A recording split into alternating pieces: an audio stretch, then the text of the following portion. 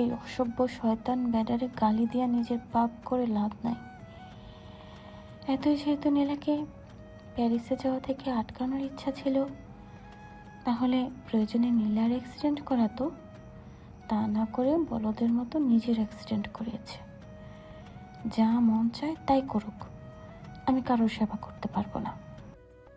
ইমরান মির্জা নিজের স্ত্রী, ছোট ভাই এবং তার স্ত্রীকে নিয়ে নীলার মাথায় হাত বুলিয়ে দিয়ে বাড়ি থেকে বের হয়ে পড়লেন হসপিটালের উদ্দেশ্যে। বাড়িতে রয়ে গেল নীলা, তার মা বাবা, ইবাদ, আবির এবং ইকরা ও তার মা বাবা। ইকরা কেবল অবাক নয়নে নীলাকে এতক্ষণ যাবৎ দেখছিল। তার এই নীলাকে চিনতে অনেকটা কষ্ট হচ্ছে। আগে নীলা থাকলে এতক্ষণে নিজের ইরফান ভাইয়ের অ্যাক্সিডেন্টের কথা শুনে পাগলের মতো কান্না করতে করতে অজ্ঞান হয়ে যেত কয়েকবার। কিন্তু এই নীলা কেমন পাথরের মতন দাঁড়িয়ে আছে, যেন তার ভেতরে কোনো অনুভূতি নেই, অথচ কতটাই না পাগলামি করেছিল কোনো এককালে। ইকরা কেবল দীর্ঘ নিঃশ্বাস ছাড়ল। মিহান নিজের কেবিনে বসে পেটে হাত চেপে নিজের ইচ্ছা মতো হাসছে। হাসতে হাসতে তার চোখ দিয়ে পানি বের হয়ে পড়ল। তার ডেস্কের উপর ফোন লাউড স্পিকারে ছিল। ফোনের অপর প্রান্তে থাকা ব্যক্তি তাকে একটি খবর শুনিয়েছে এবং সেই খবর শুনেই সে এভাবে হাসছে। সেই কাঙ্ক্ষিত ব্যক্তিটি তার এমন হাসি দেখে বিভ্রান্ত হয়ে গেল, কারণ তার জানা মতে সে যার জন্য কাজ করে সেই ব্যক্তিটি হৃদয়হীন। তাকে কেউ হাসাতে দেখেনি বা হাসতে দেখেনি। তার ছোটে কেবল থাকতো রহস্যময় হাসি। আজ সে ব্যক্তি গগন ফাটারও হাসি দিচ্ছে, যাক অবিশ্বাস্য। মিহাল হাসতে হাসতে বলল, কাহিনী কি? নিজের স্ত্রী যাতে প্যারিস আসতে না পারে তার জন্য নিজের অ্যাক্সিডেন্ট করিয়েছে। এমন বলদ মানুষ এই পৃথিবীতে এখনো আছে? অথচ এই বলদ মানুষ মিহাল খানের মতো হার্টলেস মানুষকে ঠকিয়ে কত সুন্দর পালিয়ে গেল। আমি এই বলদের ওপর হাসবো নাকি এই বলদ দ্বারা আমি প্রতারিত হয়েছি তাই নিজের ওপর হাসবো? যাই হোক, ওর হাত পা ভেঙে গেলে সেটির ব্যান্ডেজ লাগানো সহ একটি ছবি চাই আমার। সেটি আমি বড় ফ্রেম আকারে বের করব এবং বাংলাদেশে এখন আর কোনো কাজ নেই, প্যারিস চলে এসো। ফোনের অপর পাশের ব্যক্তিটি কেবল জবাবে ইয়েস স্যার বলছে। ফোন কেটে দিল। মিহান নিজের হাসি কন্ট্রোলে এনে আবার সেই আগের ভয়ঙ্কর রূপে ধারণ করলো। তারপর বাঁকা হেসে বলল, ও হে নীলাঞ্জনা, আমি জানি না কি করে এই সত্য মিথ্যা লড়াইয়ে তুমি এলে, কিন্তু যেহেতু তুমি এসেছো তাই তোমাকেও লড়াইয়ে অংশগ্রহণ করতেই হবে। তবেই তো খেলা জমবে। তোমার মাধ্যমেই তোমার স্বামীর সর্বনাশ করব আমি, যেমন সে আমার সর্বনাশ করার চেষ্টা করেছিল। কিন্তু সব থেকে বেশি কষ্ট লাগছে আমার মনভীর কথা ভেবে। ডক্টর মনভীর এতটা খারাপ দিন এসেছে যে কিনা এখন বিবাহিত মহিলার সাথে প্রেমের নাটক করবে। কথাগুলো বলে মিহাল আবার হাসিতে ফেটে পড়ল। আর যেন আজ হাসি থামছে না। ইরফান যে খুব গুরুতরভাবে আহত হয়েছে এমন কিছুই নয়, কেবল তার কপাল ফেটে গিয়েছে, যার ফলে কপালে ব্যান্ডেজ লাগাতে হয়েছে। হাত পা ছুলে যাওয়ার কারণে সেখানে ব্যান্ডেজ লাগানো হয়েছে। সে হাসপাতালের বেডে শুয়ে শুয়ে ভাবছে কখনই খুশির খবর শুনতে পারবে যে নীলা প্যারিসে যায়নি। এমন সময় তার রুমে হুড়মুড়িয়ে ঢুকে পড়ল মির্জা পরিবারের সকলে। ইরফান তাদেরকে দেখতে পেরে নিজের মুখের হাসি লুকানোর চেষ্টা করল এবং সে খুব অসুস্থ এমন ভাব নিতে লাগলো। আর সেই দরজার এক কোণায় দাঁড়িয়ে থেকেই তার ভাবভঙ্গিমা দেখছে, কারণ একটু পরেই ইরফানের এমন ভাব থাকবে না যখন সে শুনবে নীলা এখনো এখানে না এসে প্যারিসে যাওয়ার জন্য এয়ারপোর্টে চলে গেছে।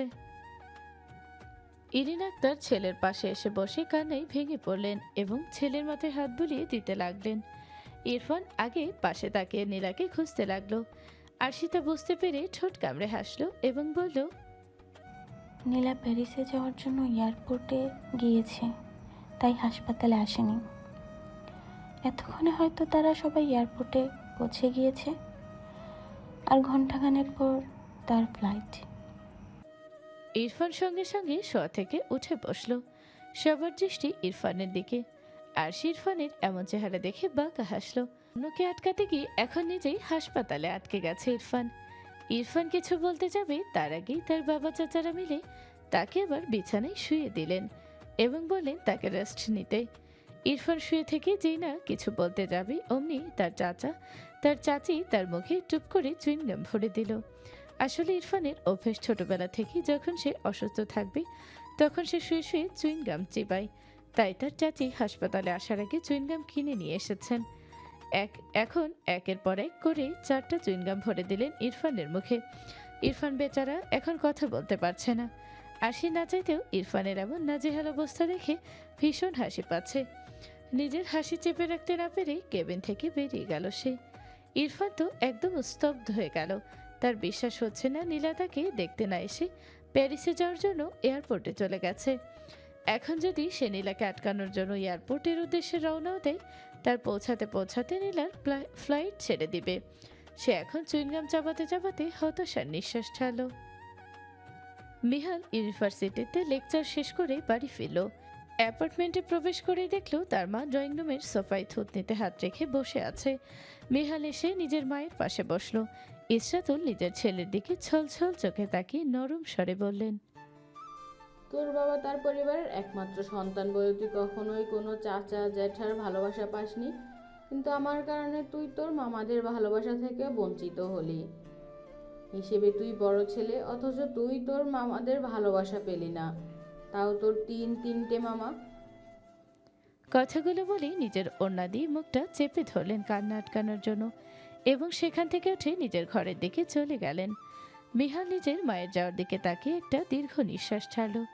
না সে নিজের মায়ের কষ্ট দেখতে পাচ্ছে, আর না পারছে নিজের মায়ের কষ্ট কমিয়ে দিতে। সে তো একবার চেষ্টা করেছিল, কিন্তু সে নিজেই ঠকে গেছে। সে চলে গেল অতীতের ভাবনায়, যেখানে তাকে তার বাবা বলেছিল। অতীত। ইসরাতুলের পুরো নাম ইসরাতুল মিনা মির্জা। সে হলো মির্জা পরিবারের সবচেয়ে ছোট মেয়ে এবং ভাইদের জানের টুকরো। তার বড় 3 ভাই আছেন, যাদের নাম ইমরান মির্জা, নিলয় মির্জা এবং আকাশ মির্জা। তারা 3 ভাইদের বয়সের মাঝে তেমন ব্যবধান নেই। ইমরান মির্জা থেকে নিলয় মির্জা প্রায় 3 বছরের ছোট এবং আকাশ মির্জা আবার নিলয় মির্জার থেকে 3 বছরের ছোট। আর ইসরাতুল মিনা মির্জা আকাশ মির্জার 2 বছরের ছোট। 3 ভাই মিলে আদর করে তাকে মিনু বলে ডাকতো, কারণ তাদের মা বাবা তাকে ইসরাতুল বলে ডাকতো, আর প্রতিবেশীরা এবং আত্মীয় স্বজনরা মিনা বলে ডাকতো। তাই তারা একটু ভিন্নভাবে ডাকবে বলে আদর করে মিনাকে মিনু বলে ডাকতো।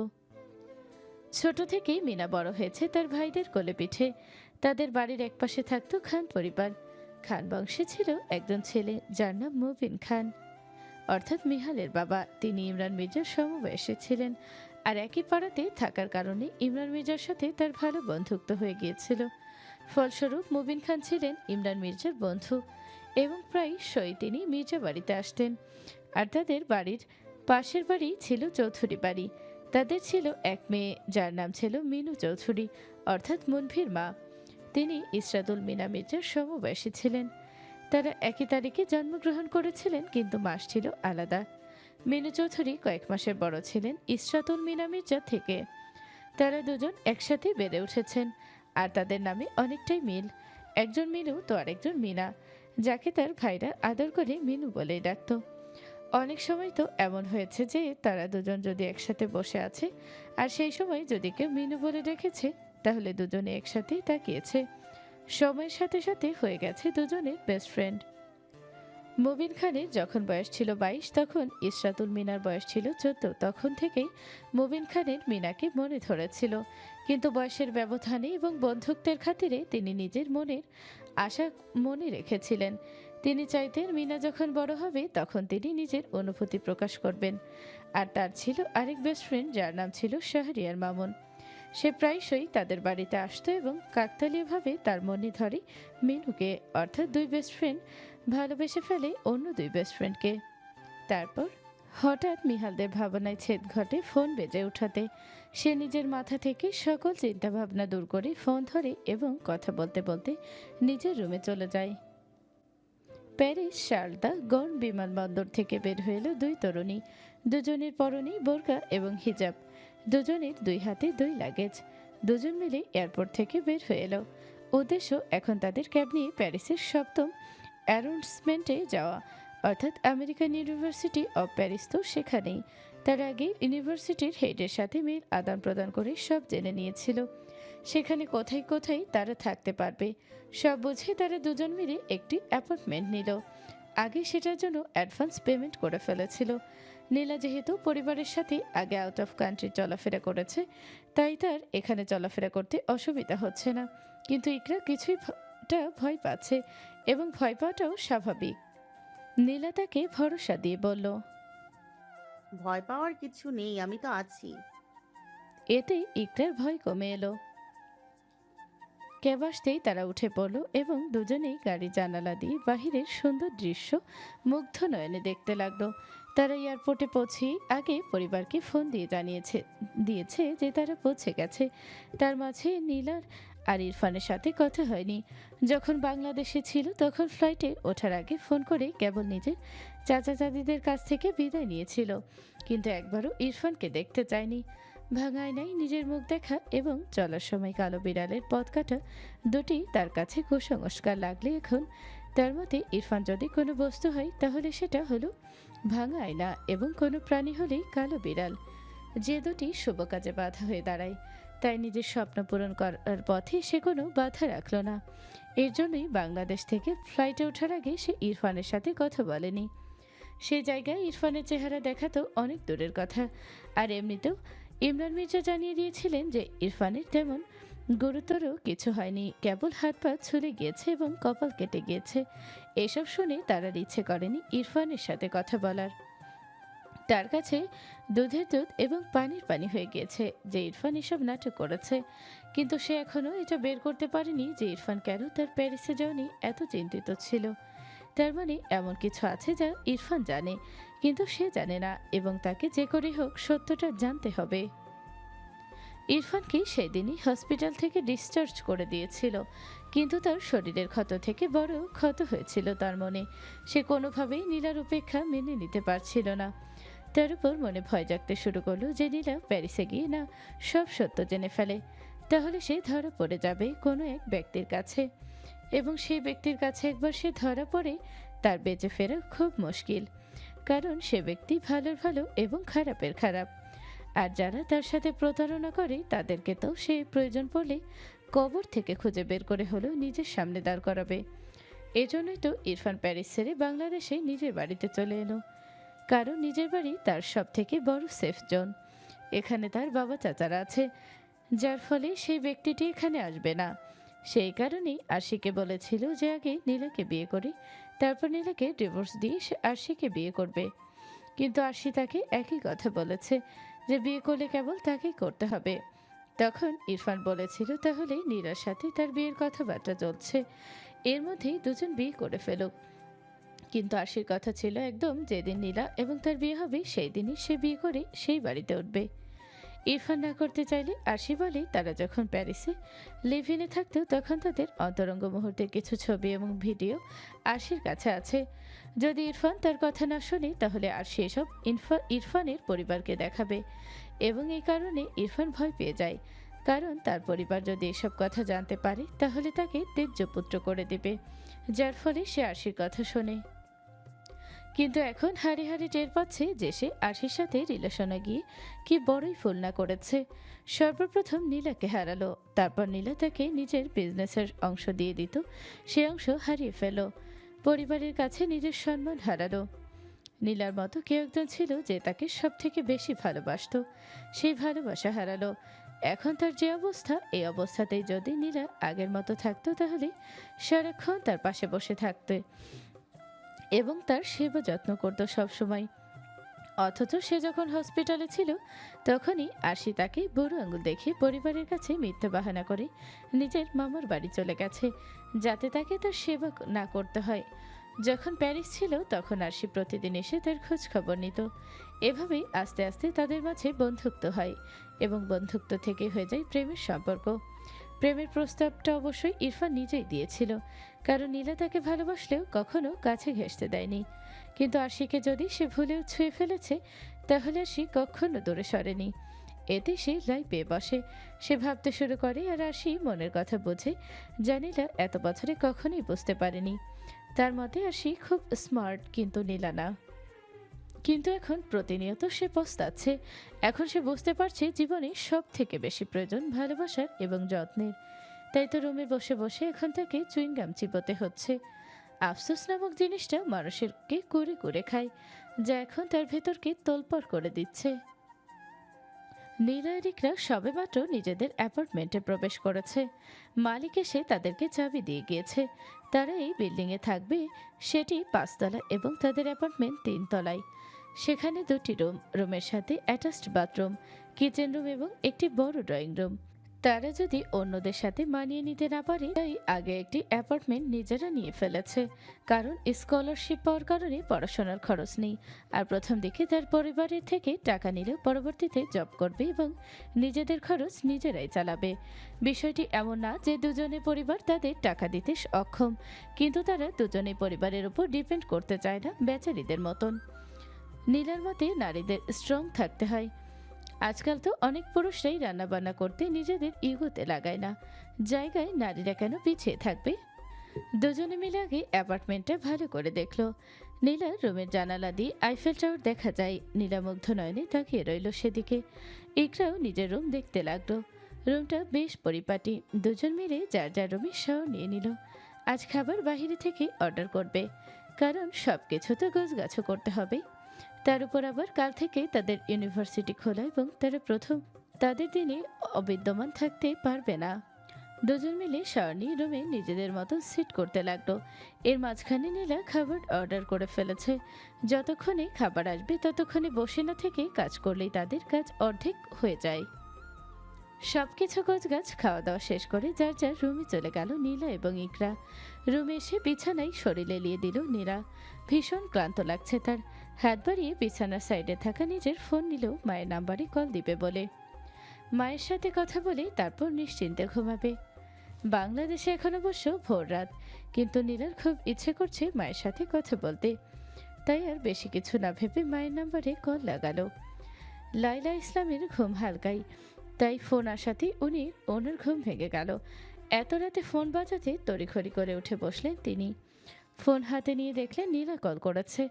কপালে চিন্তার ভাঁজ পড়ল। দেরি না করে ফোন রিসিভ করতেই ব্যস্ত কণ্ঠে বলতে লাগলেন, নীলামা, ঠিক আছিস তুই? শরীর ঠিক আছে তো মা?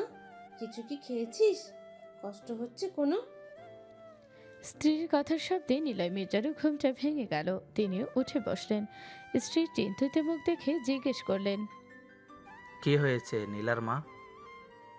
লাইলা ইসলাম ফোনের স্পিকার লাউড করলেন এবং বললেন নীলা কল দিয়েছে। নিলয় মির্জা এবার নড়ে চড়ে উঠলেন। তখনই ফোনের অপর প্রান্ত থেকে নীলা বলতে লাগলো, উফ মা, এত চিন্তা করছো কেন? আমি একদম ঠিক আছি। আর হ্যাঁ, আমি খেয়েছি। তোমরা বলো কি অবস্থা তোমাদের? উফ। লাইলা ইসলাম এবং নিলয় মির্জা দুজনেই দীর্ঘ নিঃশ্বাস ফেল। মেয়ে কখনোই তাদের ছাড়া দূরে থাকেনি, তাই চিন্তা হওয়াটা স্বাভাবিক। নিলয় মির্জা বলতে শুরু করলেন, হ্যাঁ মা, আমরা ভালো আছি। গতকাল আবির চলে গেছে মেডিকেলে, আর এবার তো তোদের কথা ভেবে এখান থেকে সেখানে হাঁটাহাঁটি করে। ইবাদের কথা মনে পড়তেই নীলার মুখ মলিন হয়ে গেল। সেও ইবাদকে খুব মিস করছে। হঠাৎ লাইলা ইসলাম আমতা আমতা করে বললেন, আচ্ছা মা, একটা কথা জিজ্ঞেস করি? নীলা বলল, উফ, মা, এতে অনুমতি নেওয়ার কি আছে? জিজ্ঞেস করো যা ইচ্ছে। লাইলা ইসলাম স্বামীর দিকে তাকালেন। নীলয় মির্জা নিজের স্ত্রীকে চোখ দিয়ে ইশারা করতেই অনুমতি পেয়ে লাইলা ইসলাম বলতে শুরু করলেন, আসলে ইরফানের উপর যে বিপদ গেল, ভাবছি তার নামে কিছু দান সৎকা দিব। তুই কি বলিস? নীলা বিরক্ত হয়ে মুখ দিয়ে চোর শব্দ করে বলতে শুরু করলো, ইরফান ভাই তো আমার দান সদকা পেয়েই এই পর্যন্ত এসছে। আমি আর নিজের মূল্যবান কিছু তার পেছনে ব্যয় করতে চাই না। অনেক করেছি ব্যয়, নিজের টাকা, সময়, ভালোবাসা, চোখের পানি, নামাজের মোনাজাত, মানত, রোজা। আর না বাবা। নীলয় মির্জা শব্দ করে হেসে উঠলেন এবং হাসতে হাসতেই বললেন, এই না হলে মির্জা পরিবারের মেয়ে? তুই আসলেই কথাটি বলেই তিনি থেমে গেলেন। কি বলতে যাচ্ছিলেন উপলব্ধি করতে পেরে জিভে কামড় দিলেন। লাইলা ইসলামও স্বামীর দিকে বড় বড় চোখে তাকিয়ে আছে। নীলা বলতে শুরু করলো, হ্যাঁ বাবা, আমি তোমারই মেয়ে, এই মির্জা পরিবারের মেয়ে বলে কথা। যাই হোক, ফোন রাখছি, আমার ঘুম পাচ্ছে। কাল একেবারে ইউনিভার্সিটি থেকে ফিরে কল করব, কেমন? লাইলা ইসলাম বললেন, আচ্ছা মা, সাবধানে থাকিস। বলে ফোনটা কেটে দিলেন এবং স্বামীকে বললেন, আর কতদিন এইভাবে মেয়ের কাছ থেকে সবকিছু গোপন রাখবে? একদিন না একদিন তো সত্য জানাতেই হবে। নীলা মির্জা কিছু বললেন না, কেবল একটা দীর্ঘ নিঃশ্বাস ছাড়লেন। নীলা ফোন কেটে দিয়ে নিজে নিজে বলতে লাগলো, আমি আসলেই মিনুর মতন হয়েছি। এটাই তো বলতে চাইছিলে, তাই না বাবা? জানি আমি, শুধু এতটুকু না, আরো অনেক কিছু জেনে এসেছি বাংলাদেশ থেকে। এখন শুধু এটাই জানার বাকি যে মিনু ফুপু কোথায় থাকে। এইসব ভাবতে ভাবতে নীলা পাড়ি দিল ঘুমের রাজ্যে। মিহাল তৈরি হয়ে অ্যাপার্টমেন্ট থেকে বের হতেই দেখলো মুনভি নিজের গাড়ির দরজায় হেলান দিয়ে দাঁড়িয়ে আছে, ঠিক যেমন আগে প্রায় থাকতো। মিহাল তার দিকে এগিয়ে গেল, ঠিক যেমন আগে করত, কিন্তু পার্থক্য একটাই, যে এখন আর কেউ কাউকে জড়িয়ে ধরে না। মিহাল মুনভিকে কিছু না বলেই তার গাড়িতে উঠে বসলো। মুনভির ঠোঁটে স্মিত হাসি ফুটে উঠল, সেও গাড়িতে উঠে বসলো। মিহাল ড্রাইভিং সিটে বসলো। সব সময়ের মতন গাড়ি তার থাকুক, আর মুনভি সেই সব সময়ের মতো গাড়ি চালাতো। এখনো ব্যতিক্রম কিছু ঘটল না। গাড়ি চলতে লাগলো আপন গতিতে। দুজনের মাঝে পিন পতন নীরবতা। এই নীরবতা ভেঙে মুনভি বলল, আমার সেই বিবাহিত গার্লফ্রেন্ড কখন আসবে?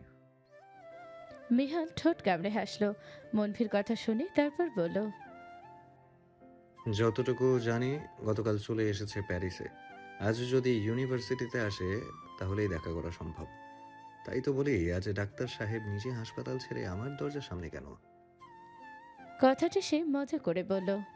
মুনভি মিহালের পিঠে কিল বসিয়ে দিল। মিহাল আর্তনাদ করে উঠল। মুনভি দাঁতে দাঁত চেপে বলল, শালা, তুই যেভাবে বলছিস যেন আমি আগে কখনো তোর বাড়িতে আসিনি। ওই বিয়েটা বেডিরে দেখতে আসবো আমি আজব? তোর স্মৃতিশক্তি লোপ পেয়েছে নাকি? আমি বুঝি না, তুই ইউনিভার্সিটির প্রফেসর কি করে আছিস এখনো? ভয় হয় কবে জানি তোর চাকরি চলে যায়। মিহাল শব্দ করে হেসে উঠল। হাসতে হাসতে বলল, দেখিস আবার সেই বিয়াইত্তা বেরির প্রেমে পড়ে যাস না। বলেই আবার শব্দ করে হাসতে লাগলো। মুনভির ভীষণ রাগ হলো, কিন্তু নিজের রাগ কন্ট্রোল করে বলল, প্রয়োজন পড়লে তাই করব, তোর কোনো সমস্যা? মিহাল হাসতে হাসতে মাথা নাড়িয়ে বলল, না না, আমার সমস্যা হতে যাবে কেন? যার বউ, সমস্যা তো তার হবে। মুনভি হঠাৎ জিজ্ঞেস করলো, আচ্ছা, মেয়েটা দেখতে কেমন? আর মেয়েটার নাম কি? মিহাল স্তব্ধ হয়ে গেল। মুখের হাসি মিলিয়ে গেল। তার চোখে ভেসে উঠল সেই শিশু মেয়েটির নিষ্পাপ চেহারা।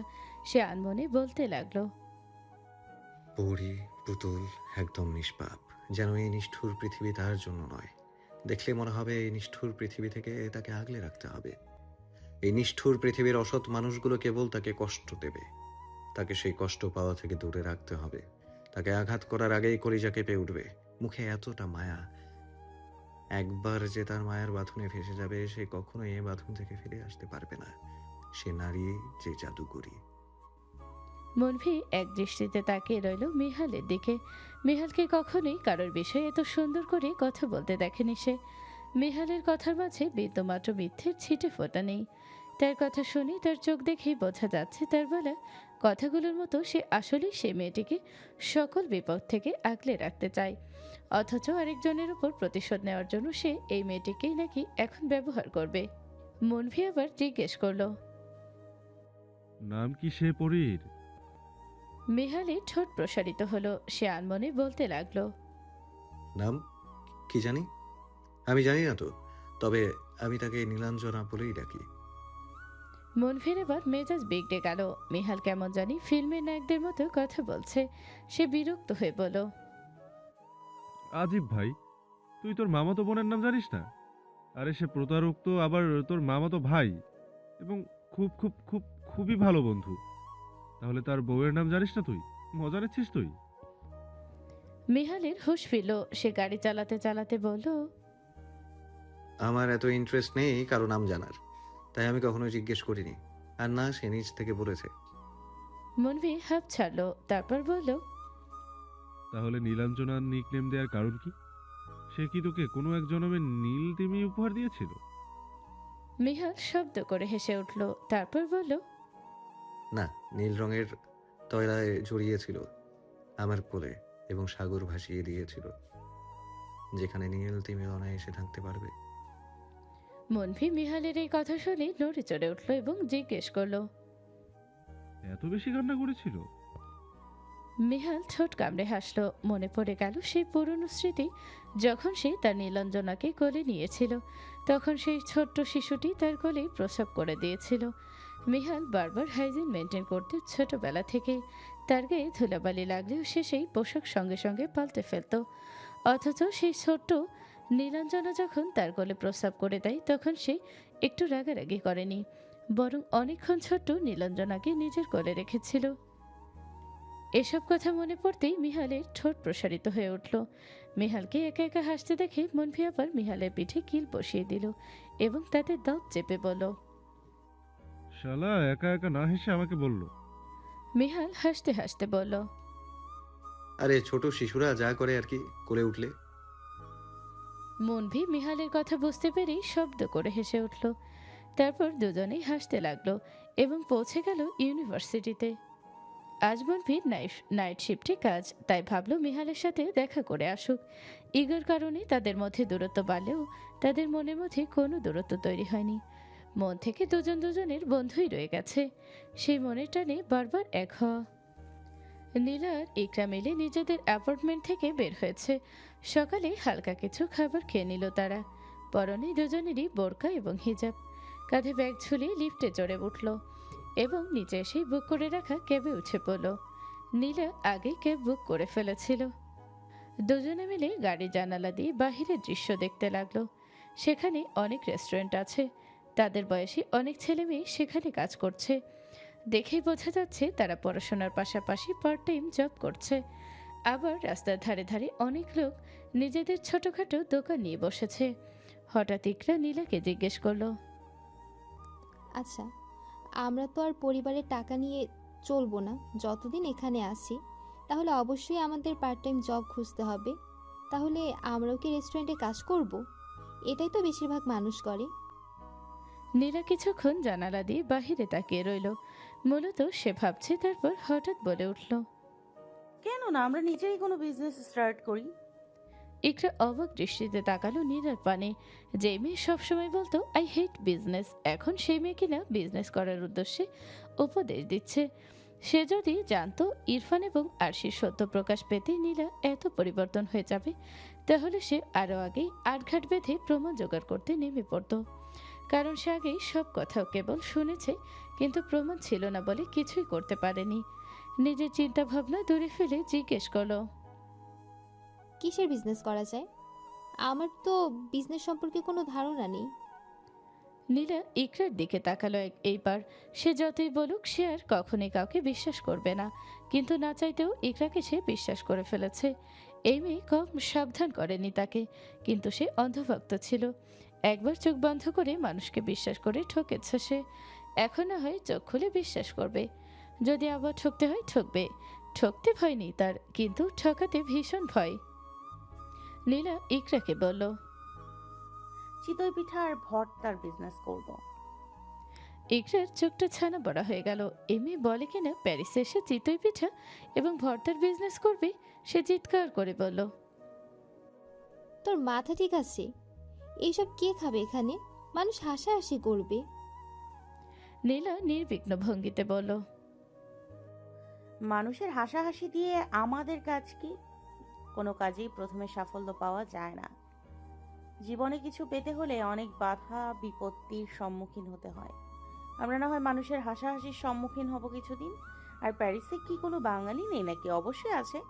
তারা দেখে নিঃসন্দেহে খাবে এবং একজনকে খেতে দেখলে আরও 10 জন এগিয়ে আসবে।